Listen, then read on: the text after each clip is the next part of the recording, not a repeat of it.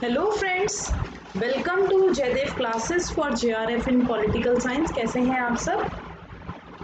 Friend, this is Meenakshi Singh और आज हम यहाँ पर डिस्कस करने वाले हैं द वर्ल्ड सिस्टम अप्रोच को डिस्कस करेंगे, यानी वर्ल्ड सिस्टम को समझेंगे आज हम इस क्लास के अंदर। सो चलिए स्टार्ट करते हैं आज की क्लास। और फ्रेंड्स, अगर आप हमारे चैनल पर न्यू हैं तो फटाफट से हमारे चैनल को सब्सक्राइब करें, बेल आइकन को प्रेस करना ना भूलें। इससे क्या होगा, जब भी मैं कोई न्यू वीडियो आप लोगों के लिए लेकर आऊँगी उसका नोटिफिकेशन आपको मिलेगा और आप मेरे सभी वीडियोस को देखकर उसका बेनिफिट उठा पाएंगे। सो आज की क्लास में हम लोग द वर्ल्ड सिस्टम अप्रोच को डिस्कस करेंगे। तो विश्व व्यवस्था उपागम, इसे हिंदी में क्या बोला जाता है? इसे हिंदी में विश्व व्यवस्था उपागम बोलते हैं। ठीक है, ये जब हम इसको पढ़ते हैं, ठीक है, तो ये क्या है? ये विश्लेषण एक तरह से अगर हम देखें तो मार्क्स की जब हम बात करते हैं, चलो हम सबसे पहले मार्क्स की बात कर लेते हैं। ठीक है, तो मार्क्स जब बात करते हैं, मार्क्स जो अपना सिद्धांत बताते हैं वो घरेलू वर्ग संघर्ष तक सीमित रखते हैं, यानी उन्होंने क्या रखा? वर्ग संघर्ष तक। ठीक है, यानी उन्होंने क्लास स्ट्रगल, जो क्लास स्ट्रगल है एक तरह से उतना वो बताते हैं। ठीक है, लेकिन एक तरह से क्या हुआ, जो मार्क्सवादी विद्वान थे, यानी मार्क्सवादी विद्वान मार्क्सिस्ट ही थे ये लोग, जिन्होंने क्या दिया? विश्व व्यवस्था उपागम को दिया। तो कुछ मार्क्सवादी विद्वान थे जिन्होंने विश्व व्यवस्था उपागम के रूप में उसको प्रस्तुत किया। तो इसके अंदर बेसिकली वो क्या बताते हैं, अब यहाँ पर ध्यान रखना, यहाँ पर वो बताते हैं कि जो थर्ड वर्ल्ड है, जो थर्ड वर्ल्ड है, थर्ड वर्ल्ड यानी तृतीय देश या तृतीय विश्व, जो तृतीय विश्व होते हैं तो क्या करता है? ये रॉ मटेरियल्स को प्रोड्यूस करता है। क्या करता है? रॉ मटेरियल्स को प्रोड्यूस करता है, कच्चा माल उत्पादन करता है, कच्चे माल का उत्पादन करता है, प्रोड्यूस करता है कच्चा माल। ठीक है, कृषि उत्पादन भी शामिल होता है इसके अंदर। क्या है? एग्रीकल्चर भी हम बोल सकते हैं कि एग्रीकल्चर भी शामिल है, यानी कृषि भी शामिल है इसके अंदर, बिल्कुल बोल सकते हैं। तो इन उत्पादों के लिए जब ये प्रोड्यूस कर रहे हैं, रॉ मटेरियल्स हैं इनके पास, कृषि कर रहे हैं लोग, तो बड़ी संख्या में क्या चाहिए होते हैं इन्हें? बड़ी संख्या में ह्यूमन रिसोर्सेज चाहिए होते हैं, मानव संसाधन चाहिए होते हैं। ठीक है, क्या चाहिए? ह्यूमन रिसोर्सेज चाहिए, यानी मानव संसाधन। तो जब बात करते हैं मानव संसाधन की, ह्यूमन रिसोर्सेज की आवश्यकता होती है, तो पूंजी की आवश्यकता, तो बड़ी मात्रा की पूंजी की आवश्यकता नहीं होती, क्योंकि भाई मानव, एक तरह से मानव संसाधन आ गया।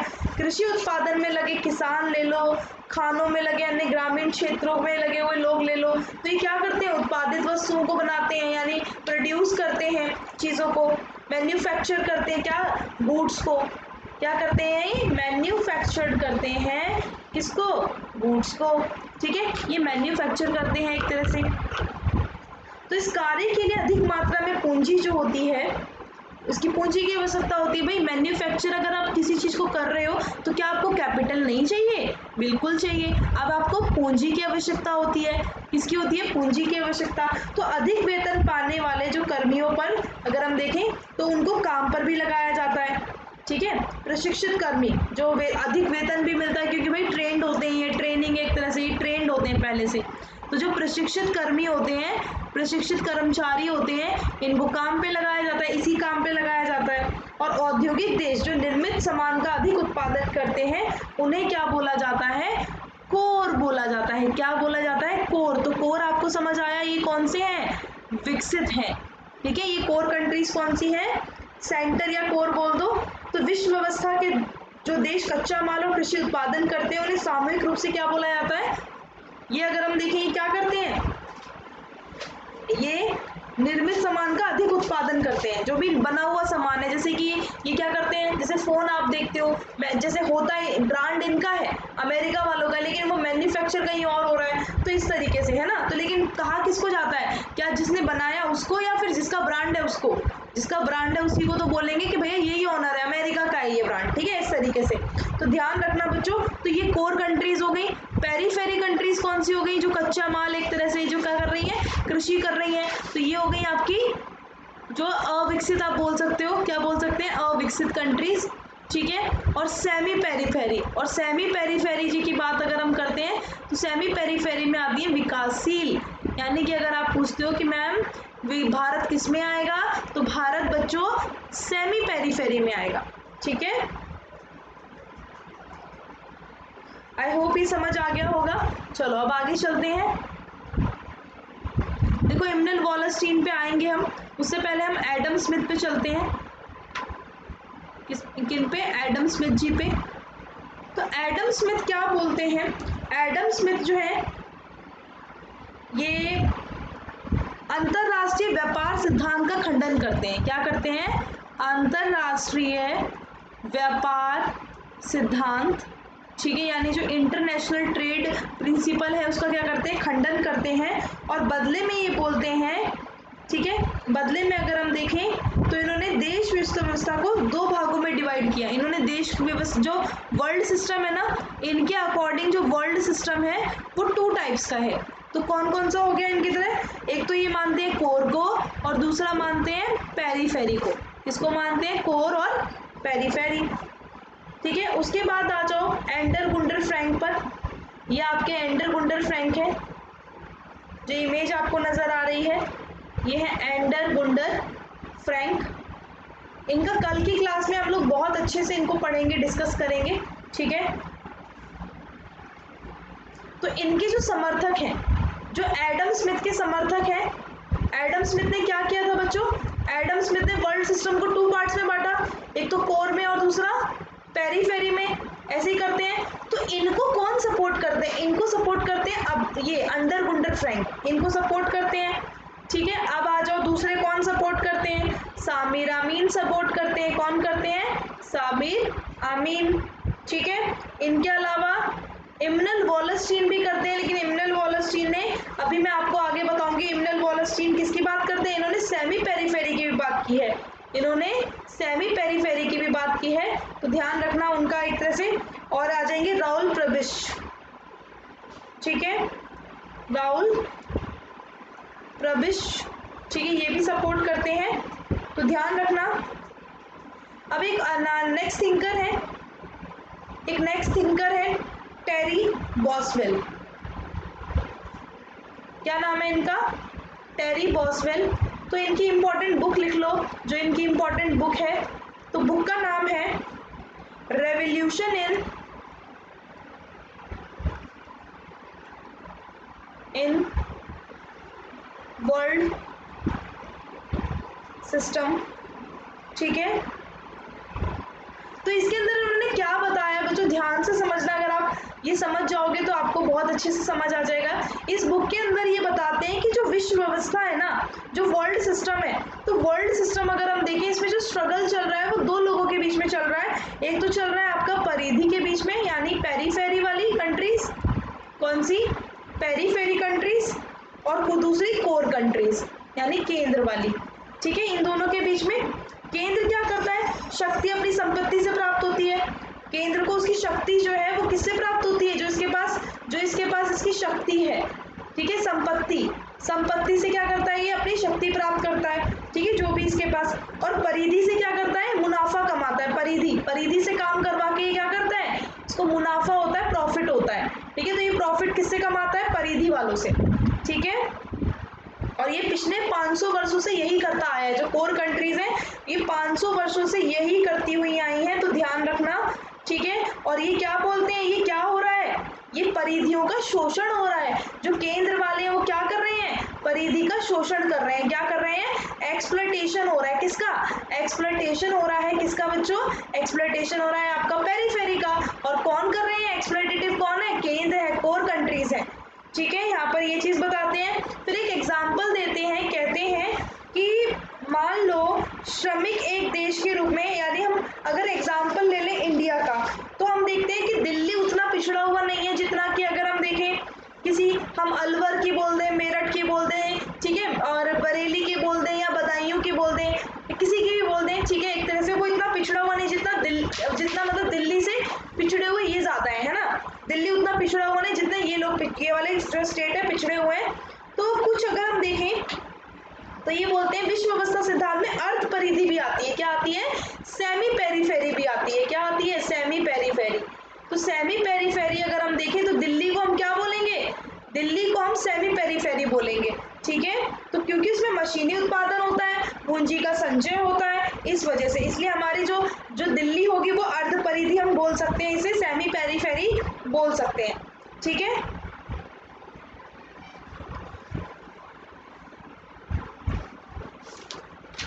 उसके बाद आगे आते हैं,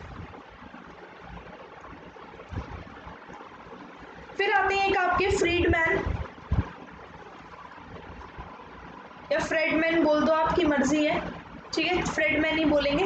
तो फ्रेडमैन क्या बोलते हैं, कहते हैं, ये कहते हैं जो वर्ल्ड सिस्टम है ना, जो वर्ल्ड सिस्टम है अगर हम देखें तो इसका जो विभाजन है, इसका जो डिवीजन हुआ है वो परमानेंट नहीं है, वो परमानेंट नहीं है, इसमें चेंजेस होते रहते हैं, इसमें क्या होते रहते हैं, चेंजेस होते रहते हैं, परिवर्तन होते रहते हैं।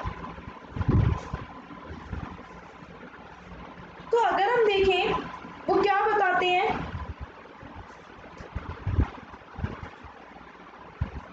इन्होंने भी बच्चों ध्यान रखना, फ्रीडमैन ने भी कोर कंट्रीज के बारे में और सेमी पेरीफेरी कंट्रीज के बारे में, ये 3 कंट्रीज इसमें बताते हैं वर्ल्ड सिस्टम के अंदर, कोर, सेमी पेरीफेरी और पेरीफेरी, ठीक है, यानी केंद्र, अर्ध परिधि और परिधि, ठीक है।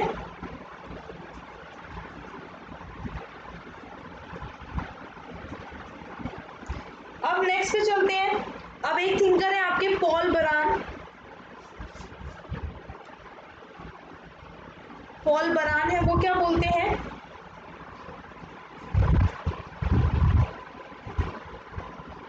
इन्होंने अल्पविकसित देश जो अंडर डेवलप्ड है ना, जो अंडर डेवलप्ड है, यानी अनडेवलप्ड भी बोल सकते हो, यानी अल्प विकसित, कौन से, अल्प विकसित।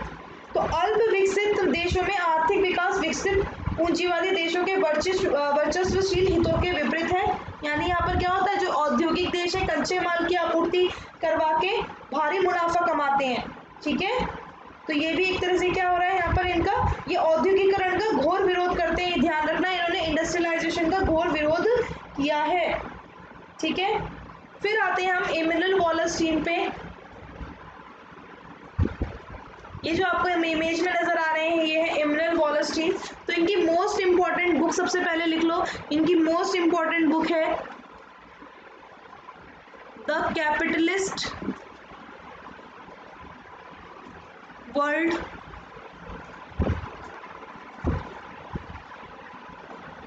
इकोनॉमी, ठीक है, द कैपिटलिस्ट वर्ल्ड इकोनॉमी। तो इन्होंने पूंजीवादी वर्ग जो कैपिटलिस्ट वर्ल्ड है, यानी पूंजीवादी, जो पूंजीवादी अगर हम देखें व्यवस्था है, जो पूंजीवादी वर्ल्ड, जो कैपिटलिस्ट वर्ल्ड है एक तरह से या सिस्टम है, तो इसमें अगर हम देखें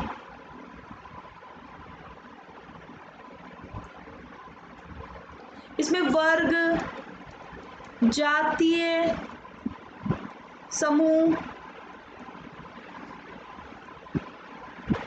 ठीक है, राष्ट्रीय समूह,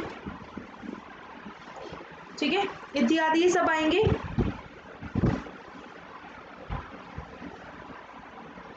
तो इन्होंने क्या बताते हैं, इनका विचार जो है, वर्तमान विश्व व्यवस्था जो है विश्व के सभी क्षेत्र शामिल हैं, वर्तमान विश्व व्यवस्था यानी जो हमारी प्रेजेंट वर्ल्ड सिस्टम है, तो प्रेजेंट वर्ल्ड सिस्टम में अगर हम देखें तो प्रेजेंट वर्ल्ड सिस्टम के अंदर क्या है, प्रेजेंट वर्ल्ड सिस्टम में आज जो है वर्तमान की सभी कंट्रीज शामिल हैं। आधुनिक विश्व व्यवस्था पूंजीवादी व्यवस्था है, जिन्हें हम क्या बोलते हैं, जिन्हें हम केंद्र एक तरह से क्या है, केंद्र कोर कंट्रीज हो गई, ठीक है। तो ये बताते हैं, तीन के बारे में बताते हैं। वर्ल्ड सिस्टम जो थ्योरी है इनकी, इम्यूनल वॉलस्टीन बताते हैं कोर, ठीक है, सेमी पेरीफेरी और पेरीफेरी, ठीक है, इन्होंने ये बताया है।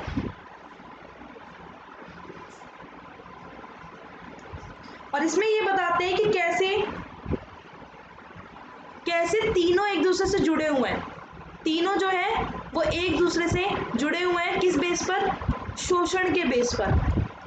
किसके बेस पर, एक्सप्लॉयटेशन के बेस पर, ठीक है। तो तीनों एक दूसरे से जुड़े हुए हैं। इस प्रक्रिया में परिधि के हाथों से निकलकर जो संपत्ति है, जो परिधि यानी पेरीफेरी को वो मिलनी चाहिए संपत्ति, उसके हाथों से निकलकर कहाँ जाती है, कोर कंट्रीज के पास जाती है। संचय कहाँ होता है इसका, कोर कंट्रीज के पास होता है। इस वजह से ये शोषण पर बेस्ड है, ठीक है। सेमी क्या करती है, जो कोर कंट्रीज हैं, सेमी और पेरीफेरी दोनों का क्या करती हैं, शोषण करती हैं। तो ध्यान रखना, ठीक है। केंद्र और परिधि के बीच वर्ग संघर्ष की वास्तविकता पर बल यहाँ पर दिया गया है। और इंटरनेशनल रिलेशन में ऐसे विश्व का अध्ययन हम करते हैं जिसमें आर्थिक संरचना यानी इकोनॉमिक स्ट्रक्चर पर बेस्ड है, जिसमें केंद्र परिधि, केंद्र पेरीफेरी क्या करता है, पेरीफेरी जो कोर है, कोर पेरीफेरी का और सेमी पेरीफेरी का, दोनों का क्या करता है, शोषण करता है, ठीक है। आई होप ये समझ आ गया होगा। कल हम लोग डिस्कस करेंगे डिपेंडेंसी थ्योरी।